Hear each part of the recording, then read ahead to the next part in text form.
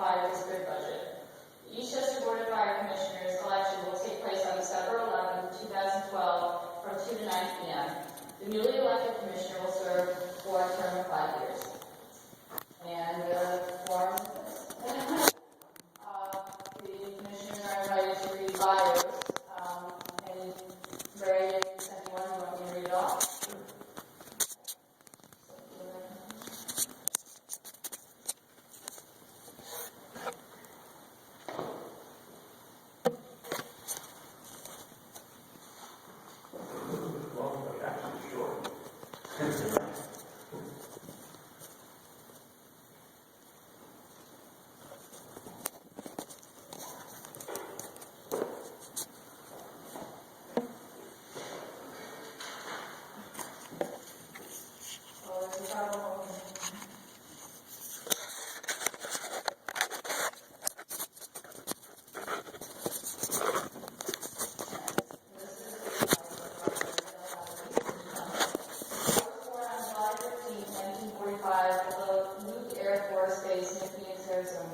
I attend Eastchester Schools and graduated from Eastchester High School in 1964. After high school, I attended both New York City Community College in Brooklyn, majoring in restaurant management. I also attended Westchester Community College, majoring in business management.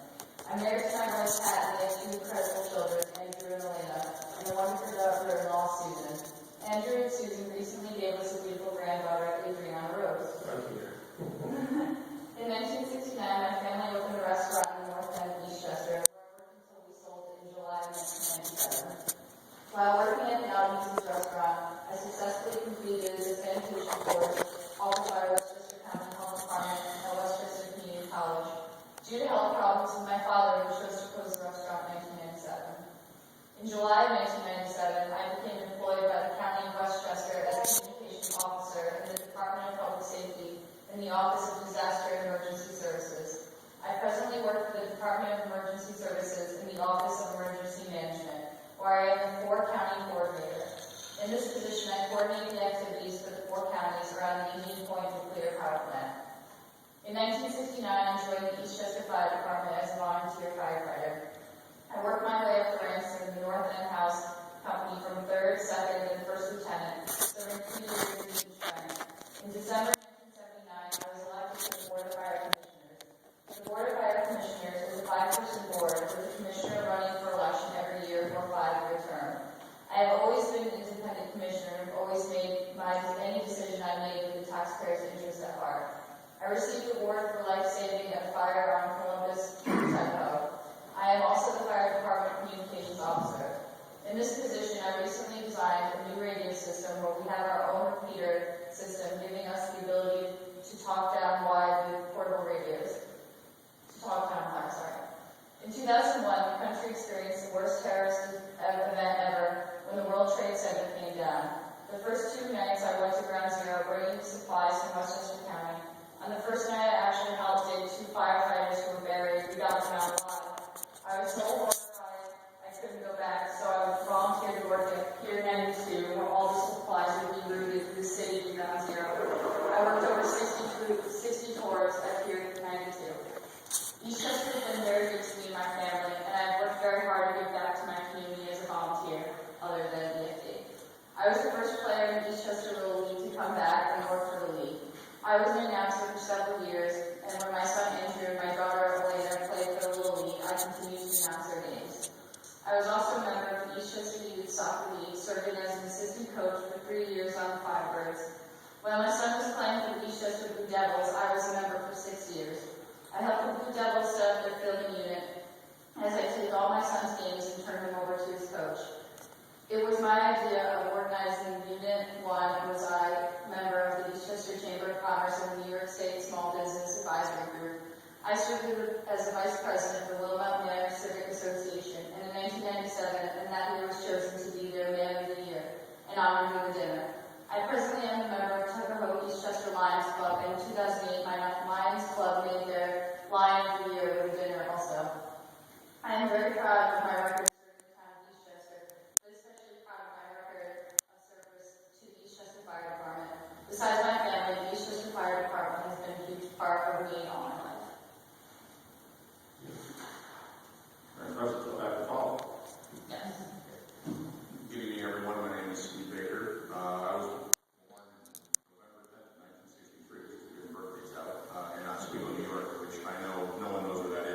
on Lake Ontario, north of Syracuse, on the Canadian border. So it's a ways up there. It's what I consider upstate New York.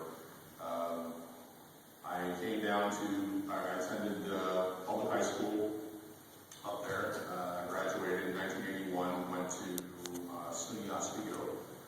Graduated in 1986 with a degree, Bachelor of Arts with double majors in history and psychology. After I graduated, I moved to New York City, where I lived in Brooklyn and Queens at various times, because I wanted to go to law school. So there's more law schools in New York City. So I attended, I was lucky enough to get into and attended Brooklyn Law School, where I graduated in 1992. Began practicing in the field of personal injury. Basically, I do insurance defense. If you're ever in an accident, my services might be retained to defend you by your insurance carrier. So that's my background there. Along the way, I met a lovely woman and got married. Job of all places, Teresa Jessica, who's now Teresa Baker. We've been married since 1993, and we are the proud parents of Andrew, TJ, and Jackie, who are all 10 years old. We came into our life on May 2nd, 2002, when our world changed forever. Was very happy to have them, great kids. We moved to Eastchester in 2000, over on Oak Lane East, and I've lived in town since then. I am currently a partner in Baker McAvoy, Morrissey, and Moskowitz. We have about 75 people working for us. We cover cases all over New York State. I have been an active member, and I'm on the board of directors for the Bronx County Bar Association, where I'm the first vice president. I should be the president-elect next year. All things go according to will. And I am active on the Judiciary Committee as well as the Veterans Committee. I am an active reservist serving in the United States Army Reserve. I'm the headquarters company first sergeant at the 404th Civil Affairs Battalion Airborne. We're civil affairs unit. We're also an airborne unit, as I said, so one of my jobs there is a jump master overseeing safety on airborne routes.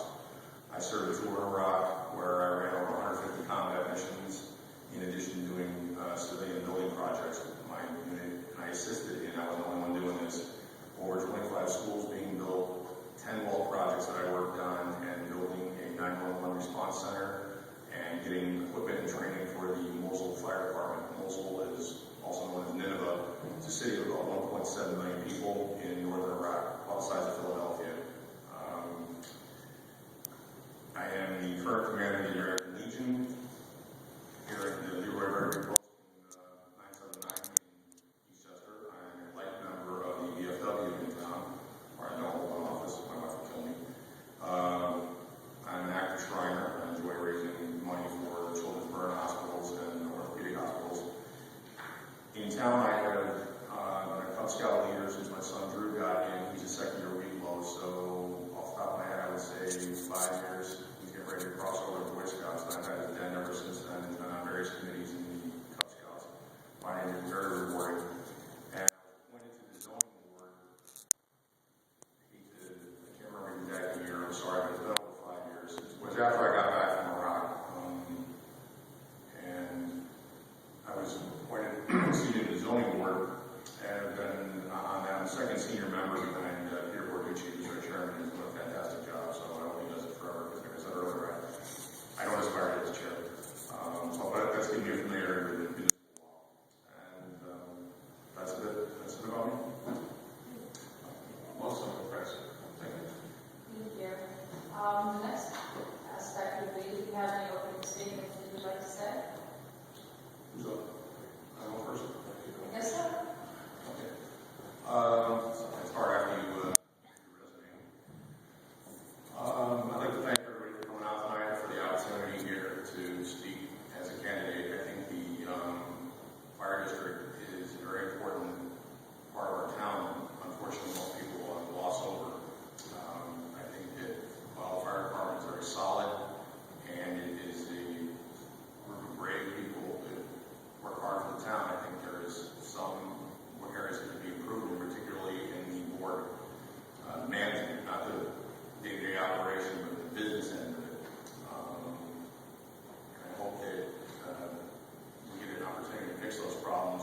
who is elected.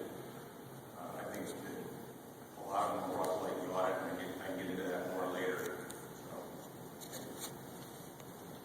Okay,